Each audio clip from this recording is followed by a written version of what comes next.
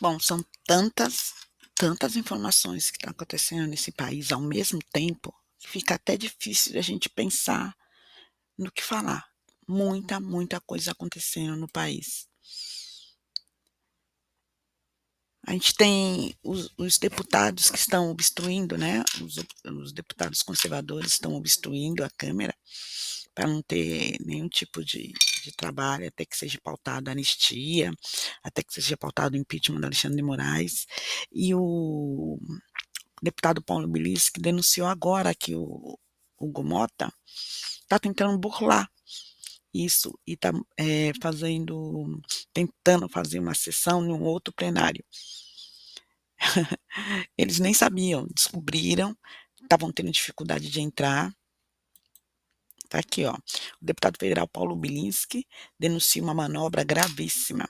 Hugo Mota tentou dar um golpe na oposição, querendo burlar a obstrução das sessões no Congresso. Ah, Hugo Mota, o povo está atento e não vai se esquecer disso nas próximas eleições. Tenha absoluta certeza. Tenha a mais absoluta certeza.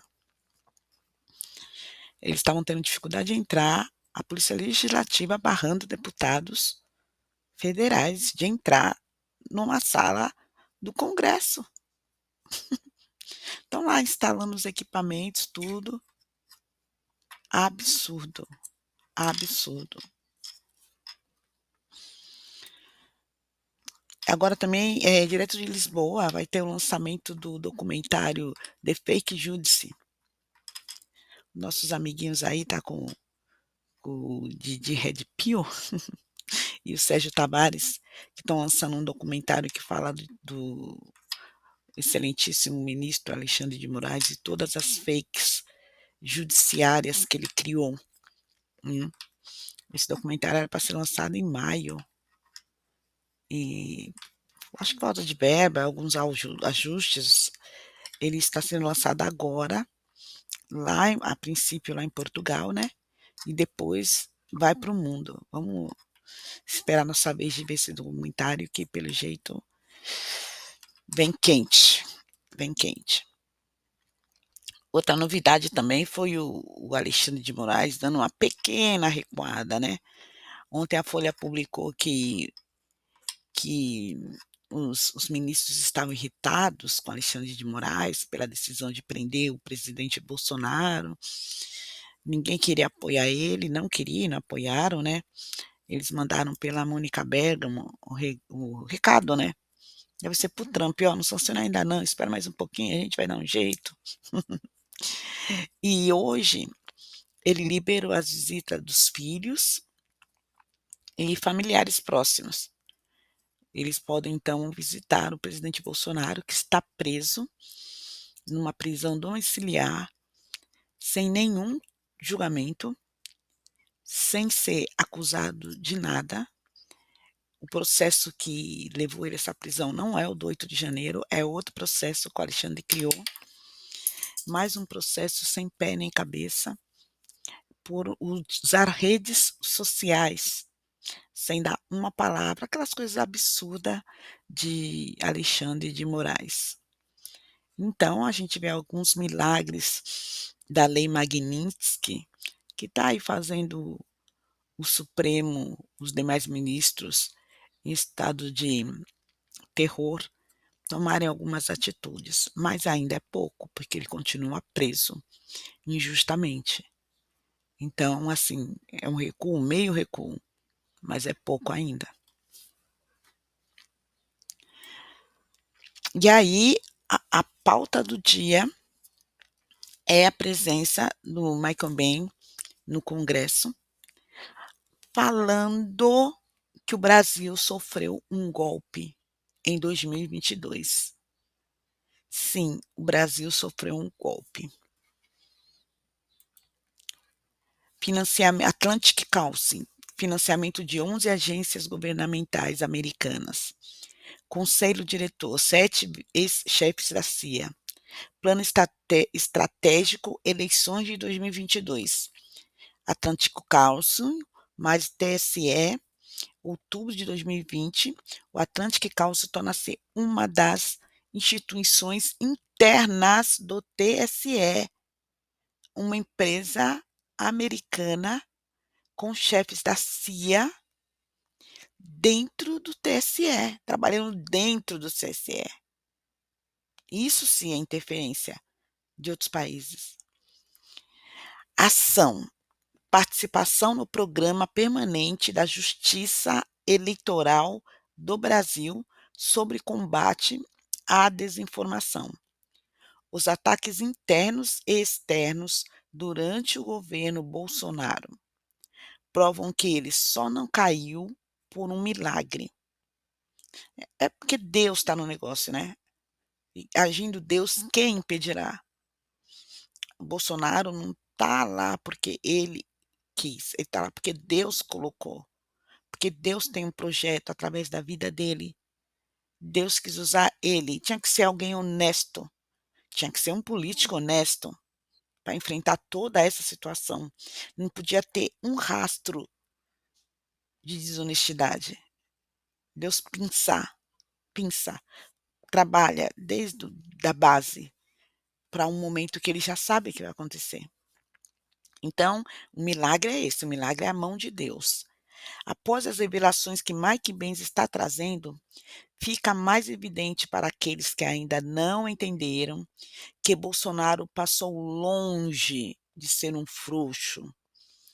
A indignação de Trump, quando ele diz que Bolsonaro sofre uma caça às bruxas, faz total sentido. E aí o Mike Benz diz as marionetes da informação. Aí abre aspas. Isso vem do Departamento de Estado americano, da USAID, da ponta visível da CIA. Entre as chamadas marionetes americanas, citou a agência Lupa, a Aos Fatos e a Abrage, Associação Brasileira de Jornalismo Investigativo.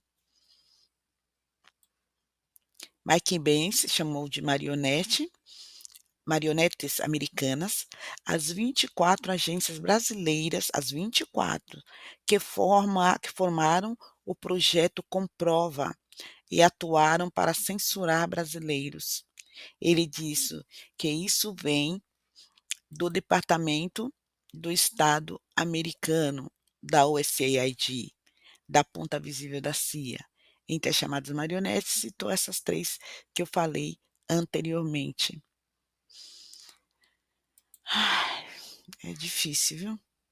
Tanta coisa acontecendo. Documentos vazados mostram que as pessoas não foram presas por causa de 8 de janeiro, mas por postagens nas redes sociais.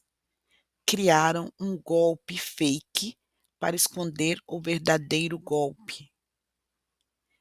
Ilegalidades no STF. Força-tarefa secreta perseguiu bolsonaristas. Aponta documento. Essa é uma reportagem do Diário do Poder. Então, eles queriam prender bolsonaristas para limpar, né? Exterminar a direita, né? Nós derrotamos o bolsonarismo, como disse o Barroso. E para isso eles criaram a história do 8 de janeiro. E as pessoas que foram presas não foram presas por causa de 8 de janeiro, porque a maioria nem estava lá. E as que estavam, a maioria não quebrou. E as que quebraram, a gente sabe que tem endereço certo. Eles foram pinçar essas pessoas pelas postagens nas redes sociais. Tem uma pessoa que está presa porque postou em 2018 falando mal do Lula.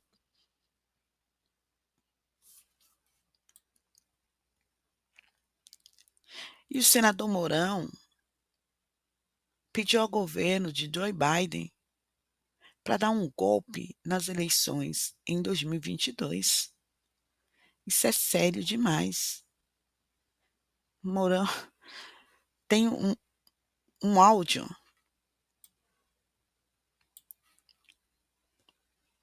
da Nana Tuzaneri em que trata desse assunto.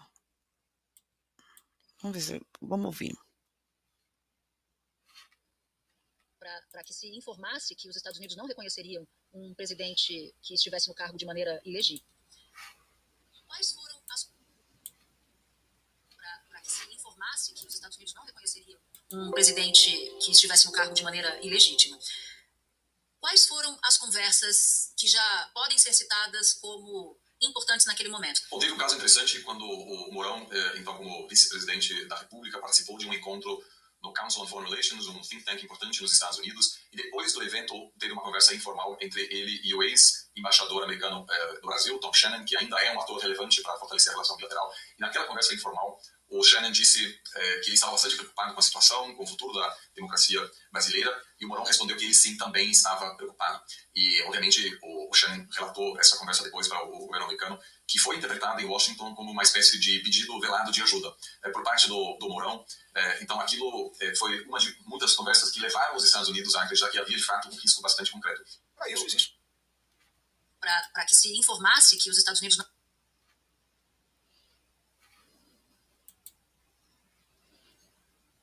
Obviamente, o Shannon relatou essa conversa depois para o governo americano, que foi interpretada em Washington como uma espécie de pedido velado de ajuda por parte do Mourão. Então, aquilo foi uma de muitas conversas que levaram os Estados Unidos a acreditar que havia, de fato, um risco bastante concreto. Para isso existe o comandante, né? O comandante teria que decidir, não seria iniciativa. Mas o comandante quem? O presidente da República? O presidente da República é o comandante-chefe das Forças Armadas, ele pode decidir isso. Ele pode decidir empregar as Forças Armadas. Aí você pode dizer, mas tem regras, é só o Congresso Nacional. É um autogolpe, você pode dizer isso. O senhor admite a possibilidade teórica de haver um autogolpe? Não, houve em outros países, né? E em várias instâncias dessas conversas que eu tive com diplomatas americanos, eu tive a impressão de que muitas das informações que vazaram agora recentemente no Brasil sobre as conversas específicas que estavam acontecendo entre Bolsonaro e alguns generais em relação aos planos muito concretos de questionar o resultado, que os Estados Unidos estavam cientes desses planos bastante concretos e que havia uma percepção de que o risco era muito concreto, muito real, e que só por meio da pressão sobre os militares brasileiros seria possível evitar ou minimizar o risco de uma possível ruptura, dizendo explicitamente que se o governo brasileiro, se as Forças Armadas brasileiras não reconhecerem o resultado, aquilo levaria a uma redução drástica da cooperação militar entre os Estados Unidos e o Brasil, uma redução de todo tipo de treinamento conjunto, de compartilhamento de inteligência, de fornecimento de material bélico, e tudo isso é muito importante para os generais aqui no Brasil, e a avaliação americana é que aquilo foi fundamental. Não foi a pressão diplomática, mas foi a pressão sobre as Forças Armadas brasileiras, sobretudo aquela parte das Forças Armadas que de repente estava mais disposta. E assim foi. Um governo Bolsonaro que não conseguiu governar. Todos os lados. Foi pressão de todos os lados. E aí temos o nosso amigo Ciro Nogueira. Foi o primeiro a visitar Bolsonaro em prisão domiciliar. Ciro Nogueira que diz que não apoia impeachment de Moraes se não houver chances de acontecer. Em entrevista à CNN, o cacique do Centrão disse que Congresso não tem votos para tirar Moraes. E ele disse, sinceramente, só entra em impeachment quando puder acontecer, como foi o caso da Dilma. O Congresso não tem 54 senadores para aprovar um impeachment, disse. E o Eduardo disse que teve uma reportagem da CNN que diz que o Eduardo pede à Casa Branca pausa as sanções a outros ministros do STF. Após prisão domiciliar de ex-presidente, deputado busca pacto de convivência com o STF. E o Eduardo diz assim, ó, entendo que Alexandre tomou a decisão de prender meu pai, ainda sem o respaldo dos colegas. Até o momento, né, não tem respaldo de ninguém. Busca um caminho para o Brasil e este caminho passa pela anistia ampla, geral e restrita.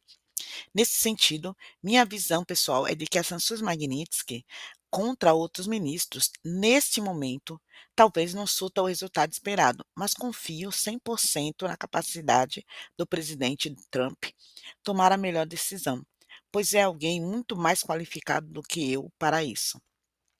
De sorte, de toda sorte, gostaria de lembrar que não há qualquer recuo. Não significa que mais ministros não possam sofrer sanções da Lei Magnitsky, em geral, em um futuro próximo, ou nem mesmo que o governo americano acatará as minhas sugestões. O presidente Trump faz o que o presidente Trump acha que tem que fazer, e quando ele acha que tem que fazer. Confio totalmente em sua liderança", disse o Eduardo Bolsonaro, né. Ele ainda diz aqui: "Eu não pedi pausa. Reforço ainda que confio 100% no presidente Trump para tomar as melhores decisões nesse caso, e desejo uma resposta dura a esta nova dobrada de aposta de Moraes em prender Bolsonaro sem crimes, sem evidências. Moraes é como bandido, só respeita o que teme." E aí está respondendo a justamente isso, né, Eduardo Bolsonaro pede à Casa Branca pausa em sanções e após prisão domiciliar do pai. Então é isso, a Câmara está pegando fogo com a história do Marco Bem, pessoas sendo processadas pelo PT no TSE por causa de simples tweet, né, e a Thaís diz aqui, falei que Lula é amigo de Maduro, que ela está sendo ela é uma que está também sendo processada, né. Tem o arroba Rafael Boa, arroba própria Bia, o arroba Oi Luiz, o arroba embaixador da resistência, aí a Thaís, né, e a Cláudia, Clauilde um monte, isso alguns deles, né, mas tem muito mais, de repente até eu tô lá no meio, não sei, porque foi tudo feito em sigilo, né, listas. E aí eles colocavam entre positivo e negativo, e dali eles decidiam. E aí como é que a gente vai fazer para prender esse povo todo? Vamos criar 8 de janeiro? Aí a gente joga tudo lá no meio. É assim que foi, e é assim que é, e é assim que ainda está sendo. Então a gente já pode afirmar, para resumir, que houve fraude eleitoral em 2022, né, que o governo Lula é ilegítimo, que 2022 foi uma fraude. E olha aí, a Shakira da Shopee, como é chamada, ontem ostentando mais uma bolsinha de luxo. Esse é o país socialista que o Lula quer. Capitalismo para mim, socialismo para você. Eles são assim, falsos, falsos. Pregam o que não vivem. Eles querem a pobreza para o povo, enquanto eles vivem no bem bom. Aí a gente entende por que a Venezuela chegou onde chegou e está onde está. Que Deus nos livre, que Deus livre o Brasil de literalmente se tornar uma Venezuela. Aqui nós temos 39 senadores que estão apoiando. Romário ainda está de fora, segundo o Paulo Figueiredo aqui, ó. Enquanto isso, o Romário segue preocupado em relembrar as glórias como jogador e bater aquelas peladinhas gostosas do Rio de Janeiro. O povo fluminense não deveria dar um segundo de descanso. Tem 39 votos, segundo Ciro Nogueira não tem 54 votos. Então, pelo que ele falou, ainda que se conseguisse 41, que seria ele também e o Romário, né? 41 votos, precisaria de mais 14 votos para votar, 41, né, que aí seriam 41, 51, 13 votos para poder aprovar o impeachment. E ele acredita que, mesmo com esses 41, eles não conseguiriam mais 13 para aprovar. Eu não sei, de repente os outros pensam igual ele, né? Na hora que estiver lá todo mundo vota. Deixa votar para ver.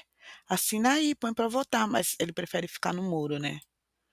Jogando de todos os lados. Então aqui, ó, o verdadeiro golpe que aconteceu em 2022. Temos um grupo que se direcionou ao Tribunal Eleitoral e que veio trabalhar nas redes sociais, e a gente sabe de tudo que aconteceu, né, porque nós estávamos aqui, a gente que sofreu essas consequências. Enquanto isso, o povo segue aguardando aí o Ciro Nogueira. A gente já sabe que ele é o líder máximo, cacique do Centrão, né, e que ele vai ficar aí no muro até a hora que ele vê que é vantajoso para ele, né, porque esse povo lá só pensam neles, eles não estão pensando no povo, na gente, não estão pensando em quem está preso, não estão pensando nada, eles estão pensando no que é melhor para eles. É isso. Então agora a gente, temos aí a notícia gravíssima, né, do Mike Pence, que é o ex-funcionário do Departamento de Estado dos Estados Unidos, afirmando que o TSE coordenou uma rede de verificadores de fatos que aplicavam algoritmos de censura.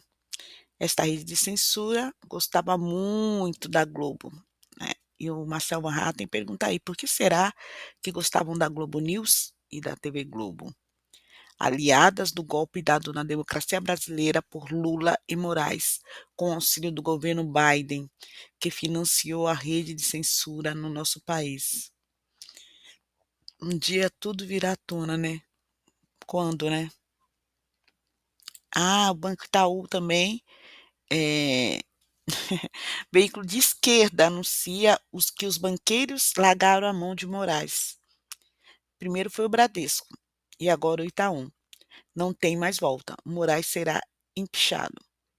O presidente do Itaú diz que banco cumprirá a lei Magnitsky no Brasil. Magnitsky no Brasil.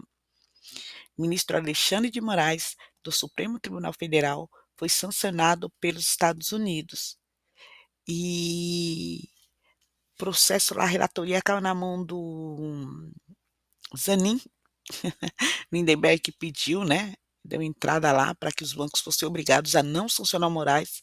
Caiu na mão do Zanin. E o Zanin, na sinuca de bico, né? Largou na mão da PGR para a PGR dizer o que ela acha do rolê. Então é isso. Hoje poupado, né, por enquanto, das ações magníficas, ultimamente já voltou a defender Alexandre de Moraes. Ele negou qualquer possibilidade de desconforto dos demais registrados em relação a Moraes. Ele disse assim, ó, não há nenhum desconforto. O Alexandre tem toda a nossa confiança e o nosso apoio. Ele disse isso, Gilmar Mendes, né, durante evento do Instituto Esfera Brasil. Que agora acho que dificilmente eles vão fazer as coisas lá fora, né? Mas é isso, segundo o Gilmar Mendes, ninguém largou a mão do Moraes, está todo mundo com ele, fechados com ele até a prisão, até que a Magnitsky venha a todos. E vamos ver, né? E a Globo diz que está envolvida até o pescoço. As organizações Globo, incluso Canal Globo, Globo News, G1, Jornal Globo e outros, foram denunciados agora aqui na Credem pelo Mike Benz, como partícipes de um grupo de desinformação que utilizava 7 agências de checagem de fatos financiadas e treinadas pelo governo americano por meio da USAID para interferir nas eleições brasileiras. Esse aqui, ó. Após as denúncias de Mike Benz, já podemos dizer, já podemos falar em anulação das eleições em 2022? E é isso. Soberania brasileira, um escândalo, um escândalo. Mike Benz jogou tudo no ventilador hoje. Se isso aqui não era a maior prova de todas da interferência estrangeira dos Estados Unidos pelo Biden via o USAID que o Brasil sofreu nas eleições de 2022, eu não sei mais o que é. Eleições não se ganha, se toma, né? Como disse o nosso excelentíssimo Barroso. A agência Lupa e outras agências brasileiras, como a Abrage, foram pagas diretamente pelo Departamento de Estados americanos para fazer checagem de fatos. Eu não acho que uma entidade deveria ser paga por um Departamento de Estado para fazer uma investigação. Afinal, quem paga dá as cartas. Você não vai receber mais recursos se acusar os seus patrocinadores. É por isso que é uma cortina de fumaça na mídia brasileira que está nessa rede.